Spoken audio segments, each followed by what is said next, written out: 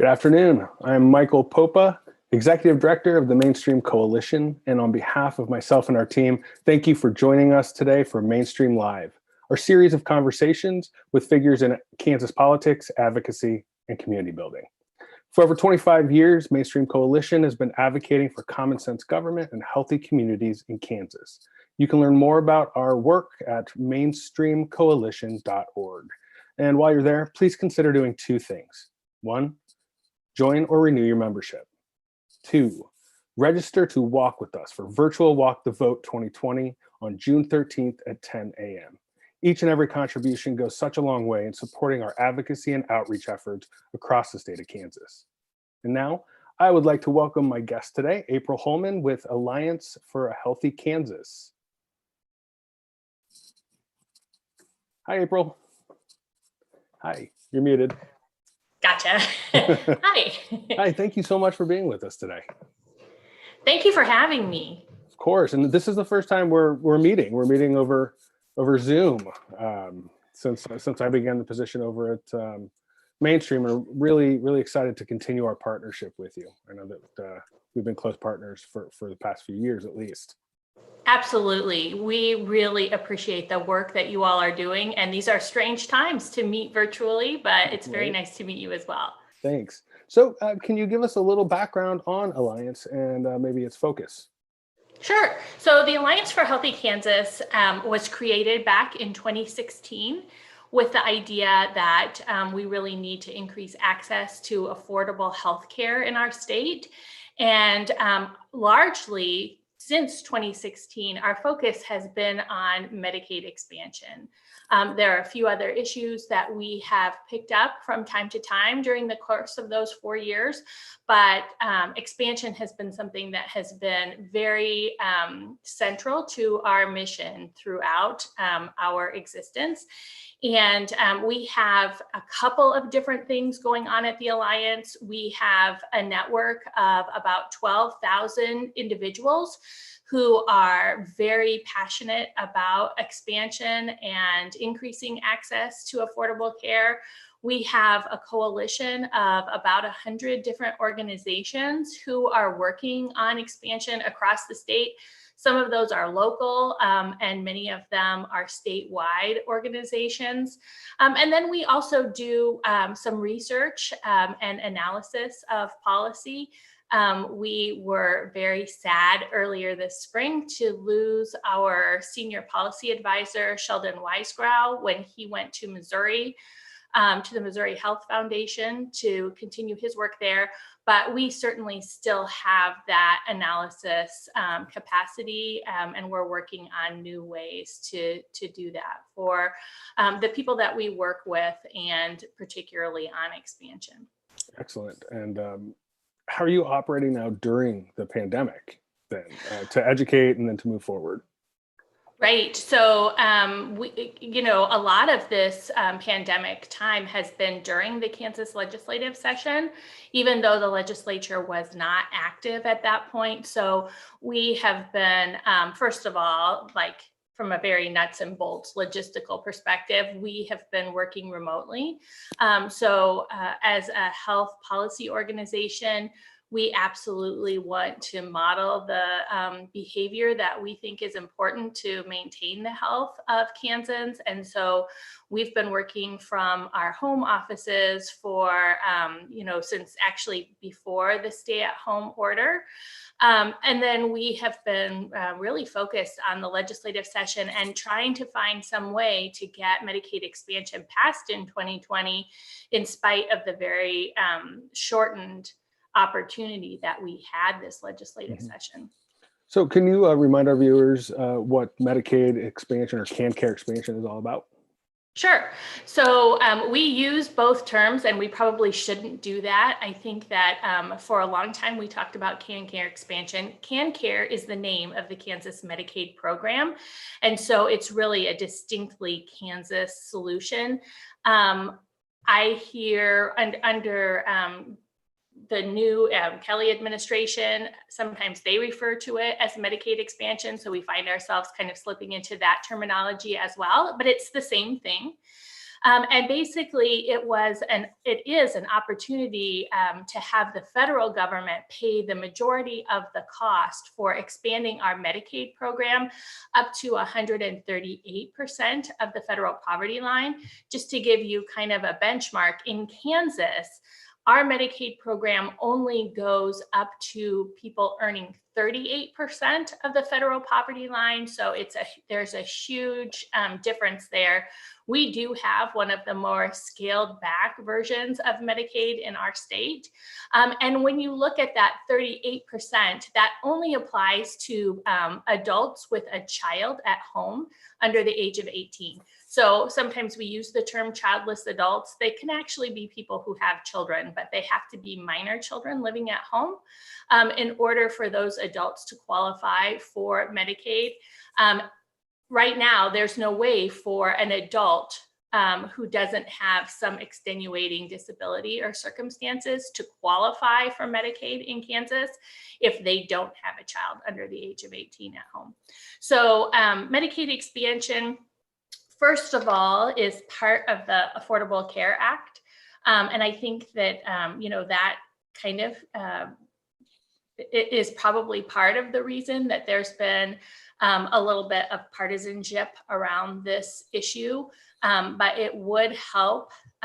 It's estimated that about 150,000 people would acquire healthcare coverage through Medicaid expansion if it were to pass. There are 36 states that have already expanded their Medicaid programs. And actually, it's interesting because Kansas is becoming increasingly isolated in our lack of expansion. So our neighbor to the north, Nebraska, and to the west, Colorado, already have expanded. In Oklahoma, the governor this year submitted a state plan amendment to their Medicaid program to expand. And then there is a ballot initiative in Missouri to pass expansion in November. So really, if that were to happen, we would truly be an island of non-expansion in Kansas. So you mentioned that it would expand Medicaid funding, basically Medicaid access, but funding will come into the state. How much have we lost to date? How much federal funding have we lost to date? A lot. We have a ticker on our website, and we are up over $4 billion at this date. So the first opportunity to expand for any state was in 2014. And we have literally lost more than $4 billion from not expanding in Kansas during that time. It ends up being about $720 million a year that we would draw down in federal funds. And those would be for healthcare, but they also have an effect throughout the economy. So those dollars really help to stimulate economic activity in the communities that receive them. So you said that increased funding, it would open up access to at least another 150,000 individuals that wouldn't qualify right now. What are some of the other benefits to expansion? And then are there secondary benefits beyond just healthcare coverage? Sure. So, we talk about the healthcare coverage a lot. That's really the primary benefit. So those really largely working people who are low wage earners would have access to affordable care and all of the great health benefits that brings. But there are also quite a few secondary benefits. So one of them is the economic impact that I was just talking about. It would bring those federal dollars into the state. So one thing that I failed to clarify is that under this opportunity from the feds, the state pays 10% and the federal government pays 90%. So bringing in all of those outside dollars makes a huge difference. And particularly, it can make a big difference in rural areas. So rural areas who might be struggling to maintain their healthcare structures, infrastructure, are really benefited from expansion. In fact, there was a study that was done out of, I believe it was Colorado State University or the University of Colorado, that showed that states who have expanded their Medicaid programs, if you are a rural hospital in one of those expansion states, you're 6 times less likely to close. And we know that there is a huge crisis in rural healthcare right now.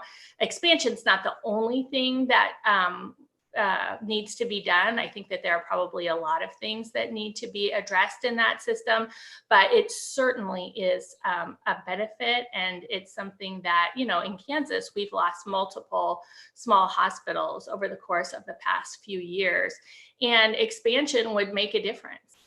Sure. Go ahead. Oh, I was just going to say, sure, because when you talk about expansion, it's not just qualifying for benefits, correct? Some people can qualify for benefits, but they actually can't access the healthcare.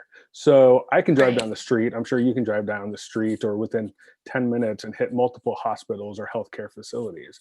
But as you mentioned, that's not the case in rural Kansas, in rural communities. So one hospital closes and then it's 2 hours to the next hospital. Absolutely. What are these communities doing when these hospitals are closing? What are these people doing?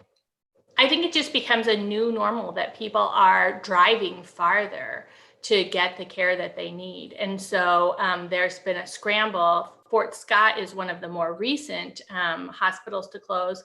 I think that there was a burden that was shifted to the local government to try and figure out how the ambulance service would work to get people to a hospital if they were experiencing a crisis. So I think that, that loss of medical personnel in the community makes a difference, because then anytime you would have a crisis, you do need to go that much farther to get care. I think that sometimes for the economic development and longevity of that community, there's a really negative impact of losing the hospital. So if somebody is looking to, start a new plant, manufacturing plant, or relocate their business, they're probably going to choose the community that has those medical facilities in order to locate. So, I think it has a lot of repercussions, especially in those rural areas.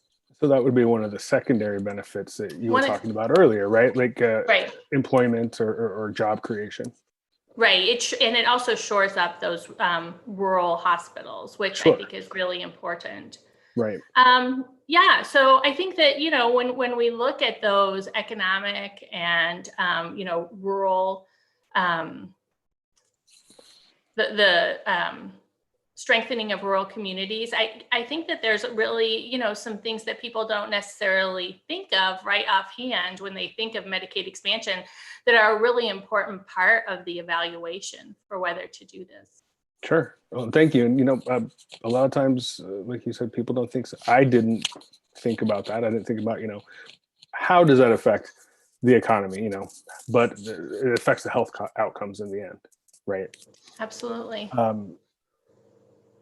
So back in January, it looked like there was a very real possibility that Medicaid expansion was going to happen this year in this session. Right. Before I jump into and I don't even think I need to jump into it, there were partisan games that went on, and it was held up multiple times this session, and finally it died on the last day. But how many times has it been brought to the legislature, been proposed? Do you know? Well, I know for sure.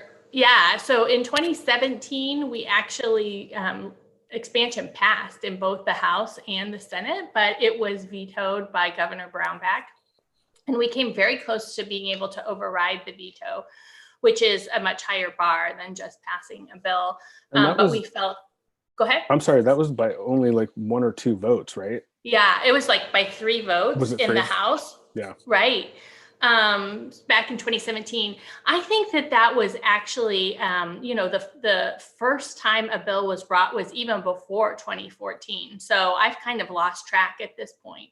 But there definitely has been a lot of effort since the Alliance has been in place to try and get that done.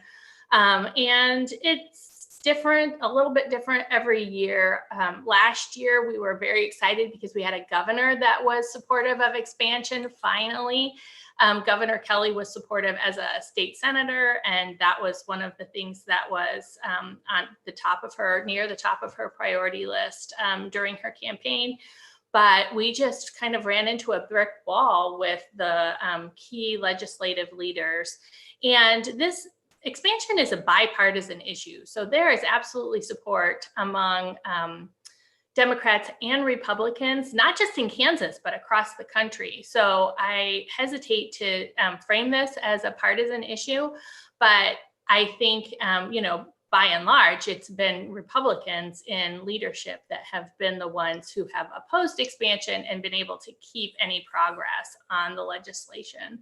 So this year was, it started out very promising because we had a member of the legislative leadership who negotiated a bipartisan compromise with the governor. So that was Senator Denning, the Senate majority leader. And at the beginning of the session, we really thought that that would mean we would get things passed. But it quickly became clear that others, Senator Sulentrop, who is the chair of the Senate Public Health and Welfare Committee, was still not interested in seeing that bill pass through his committee. And that became, kind of a difficult process for us.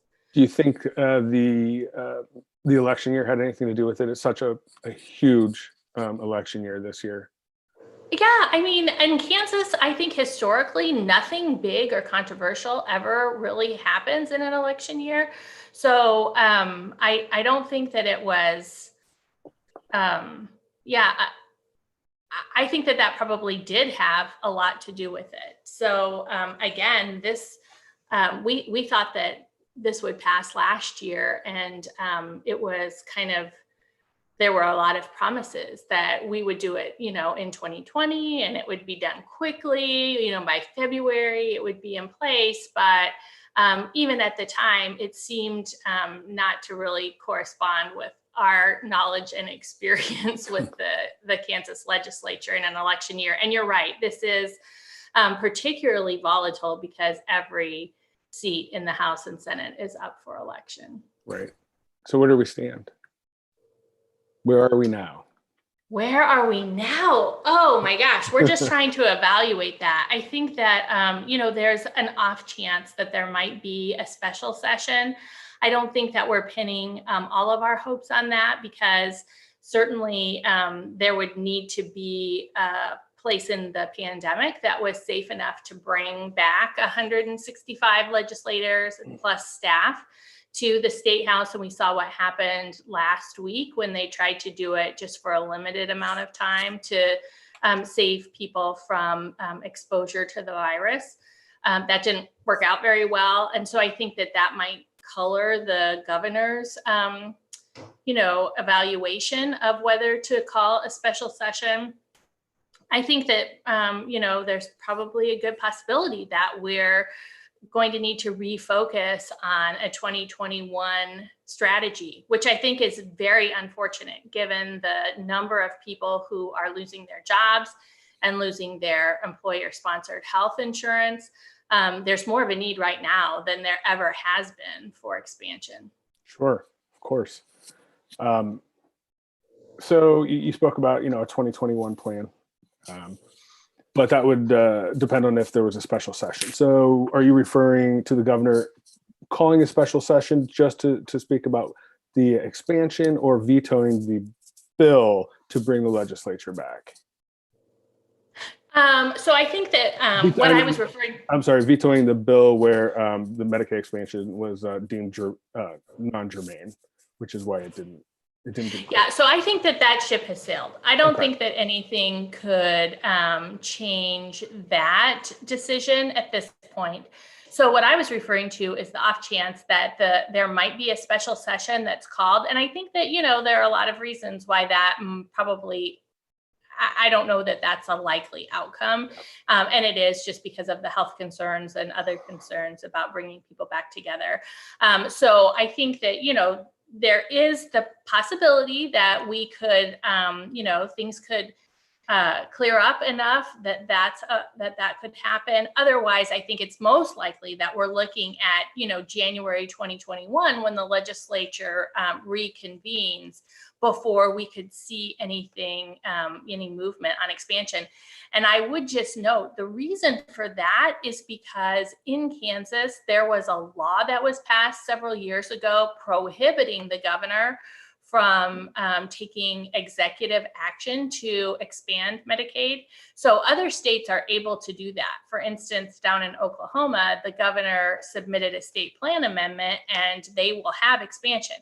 Now, in all transparency, I think that they're going to put some waivers on that will make it difficult for people to participate, but at least the governor was able to take that action. In Kansas, that's not possible. So that's why we have to wait until the next legislative session or the next time the legislature convenes before there's a possibility of expansion. Gotcha. Are you able to talk a little bit about the waivers that are being put on in some of the other states, or some of the conditions? Yeah, so I think that there usually the waivers have been either intentionally or coincidentally have narrowed the number of people who are able to take advantage of expansion. So we've heard several states have tried to do a work requirement, basically requiring anyone who, in order to be eligible for expansion, you have to be working a certain number of hours per week. The only state that has any real track record with that is Arkansas. And in Arkansas, in the first 6 months that they had their work requirement, over 18,000 people lost their healthcare coverage. And I think some of the reasons for that is that people who are working in the low-wage jobs that would make them eligible for Medicaid expansion often don't have a lot of control over the number of hours that they work in a given week. So they might have be scheduled to have a shift at the local restaurant, but if things are slow, they get cut. And so then they don't end up having those hours. And then not only do they lose that money in their paycheck, but they also could lose their insurance if there was a work requirement. And that's, some of what was happening in Arkansas. We also hear that it's just, very difficult to administer a work requirement. And in some cases, theirs was all electronic and people were having trouble. Even if they had worked the required amount of time, they were having trouble reporting that in the online system. So basically, it was a disaster in Arkansas, and no other state has really been able to implement their work requirement for very long because the courts have stepped in. There have been lawsuits, and the courts have enjoined the state from proceeding with the work requirement. So it sounds like a huge undue burden to eligible participants, especially because if I'm correct, you don't need there's no work requirement for the ACA to get on the ACA plan, right? Exactly. Right. And it's also, it's a huge financial burden for the states because it's expensive to implement.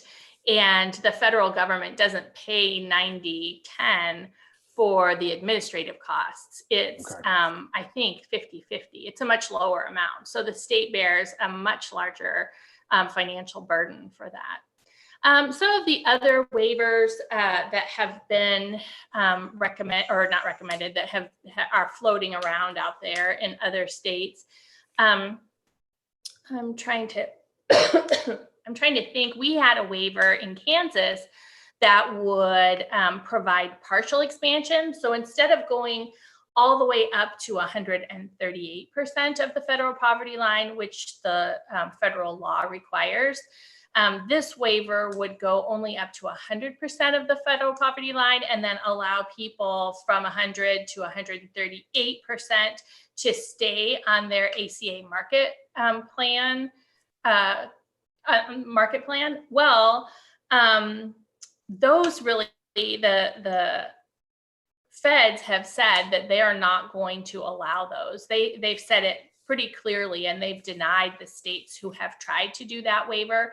But that was part even of the bipartisan compromise this year. It was going to be a waiver on the back end. So we were going to expand, and then that was something that would be submitted later.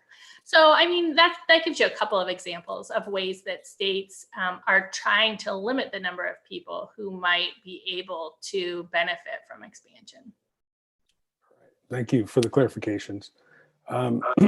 So what is the best way for people to get involved with the Alliance?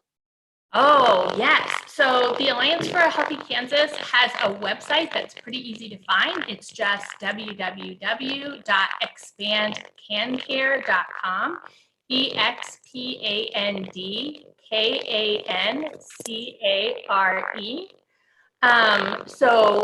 Once you're on our website, you're able to sign up to be to receive emails and become a part of our network. We would love to have people do that. We also, there is a lot that can be done, I think, just in people's local communities to talk about expansion and the benefits and the possibilities that are there. We're going to be doing some virtual regional meetings over the course of the summer and fall. And so we'd love for people to participate in those. And again, we always have the events up on our website under the events tab. So would love to have people participate that way.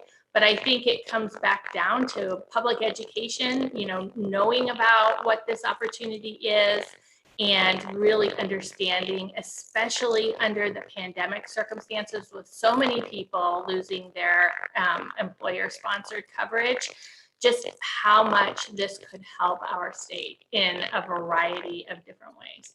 Sure.